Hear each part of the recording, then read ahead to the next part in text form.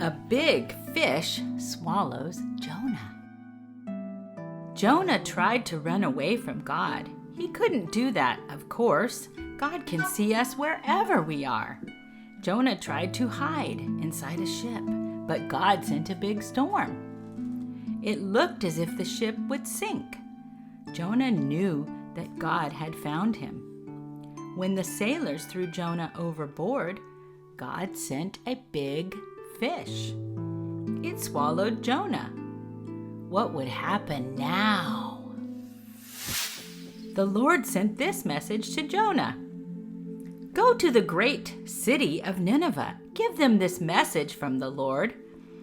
I am going to destroy you, for your wickedness rises up before me.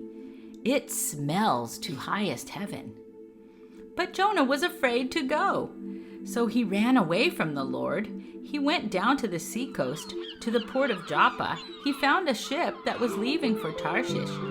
He bought a ticket and went on board.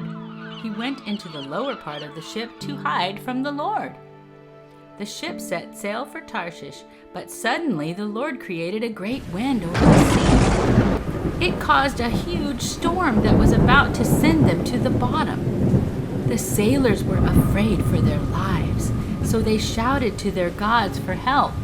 Let me out of here! And threw cargo overboard to lighten up the ship. But all this time, Jonah was sound asleep down in the hold. So the captain went down after him.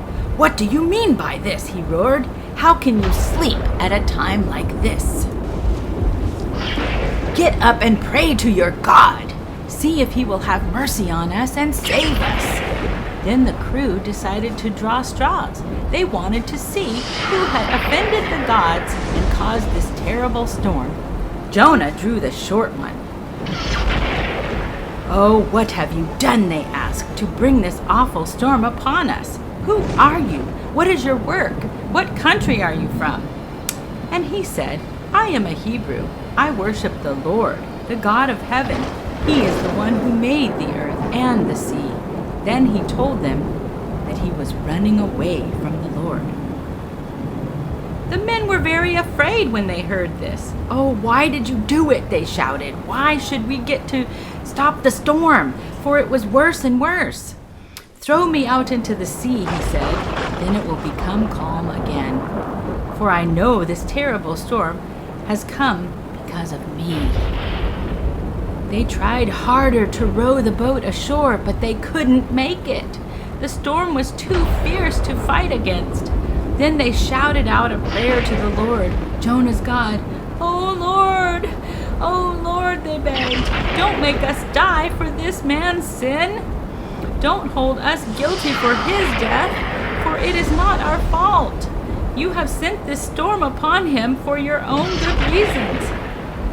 Then they picked up Jonah and threw him overboard into the raging sea. And suddenly, the storm stopped. The men stood there in awe before the Lord, and they made sacrifices to him and promised to serve him. Now the Lord had arranged for a great fish to swallow Jonah, and Jonah was inside the fish 3 days and 3 nights. Then Jonah prayed to the Lord his God from inside the fish. He said, In my great trouble I cried to the Lord, and he answered me. From the depths of death I cried out to you, and Lord, you heard me. You threw me into the ocean depths. I sank down into the floods of waters and was covered by the wild waves. Then I said, O Lord, you have rejected me and thrown me away. How shall I ever again see your holy temple? I sank under the waves, and death was very near. The waters closed above me. The seaweed wrapped itself around my head. I went down to the bottom of the ocean floor. I was locked out of life. I was imprisoned in the land of death. But, O Lord my God, you have snatched me from the pit of death. When I had lost all hope, I turned my thoughts once more to the Lord, and my earnest prayer went to you in your holy temple. Those who worship false gods have turned their backs on the Lord, but I will never worship anyone but you. For how can I thank you enough for all you have done? I will surely keep my promises, for my deliverance comes from the Lord alone." Then the Lord ordered the fish to spit up Jonah on the beach. And it did. It is much better to do what God wants. Then you don't need to hide. And if God wants you to do something, He will help you to do it. Why would He ask you to do something and then not help you? The next time you think you can hide, remember Jonah. Then the Lord spake to Jonah again. "Go to that great city Nineveh," He said. "Warn them of their judgment, as I have told you before." So Jonah obeyed, and he went to Nineveh. Now Nineveh was a very large city with many towns all around it. It was so large that it would take 3 days to walk through it. Jonah went into the city and began to preach, and on the very first day the people turned from their sins. Jonah shouted to the crowds that gathered around him. He said, 40 days from now, Nineveh will be destroyed." They believed him and called everyone to stop eating, from the king on down. Everyone put on sackcloth. Nineveh's king heard what Jonah was saying, so he stepped down from his throne right away. He laid aside his royal robes and put on sackcloth. Then he went and sat in ashes. The king and his nobles sent a message through the land. "No one, not even the animals, must eat or drink anything. Everyone must wear sackcloth and cry out to God. And let everyone turn from his evil ways, his violence and robbing. Who can tell? Perhaps even yet, God will decide to let us live.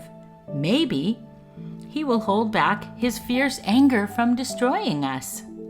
And God saw they had put a stop to their evil ways, so He decided not to destroy them. This change of plans made Jonah very angry. He complained to the Lord about it. He said, "Oh, this is exactly what I thought you would do, Lord. I told you this when I was there in my country. That's why I ran away to Tarshish, for I knew you were a kind God. I knew you were merciful and slow to get angry. I knew how easily you could cancel your plans for destroying these people. Please just kill me, Lord. I'd rather be dead than alive." Then the Lord said, "Is it right to be angry about this?" So Jonah went out and sat sulking on the east side of the city. He made a leafy shelter to shade him from the sun. He sat there and waited to see if anything would happen to the city. Then the leaves on the shelter withered in the heat. So the Lord made a vine to grow up quickly, and it spread its broad leaves over Jonah's head to shade him. This made a cool place for him to sit in, and Jonah was very pleased to have such a shelter. But God also prepared a worm. The next morning, the worm ate through the vine. As a result, it withered away and died. The sun rose higher and got hotter, and God ordered a scorching east wind to blow on Jonah. The sun beat down upon his head until he grew faint. So he wanted to die. He said, death is better than this." And God spoke to Jonah. He said, "Is it right for you to be angry because the plant died?" "Well, yes, it is," Jonah said. It is right for me to be angry enough to die."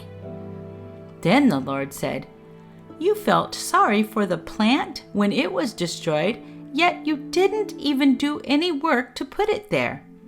And the plant is at best short-lived. So why shouldn't I feel sorry for a great city like Nineveh? For there are many animals living there, and it was 120,000 people who don't know right from wrong.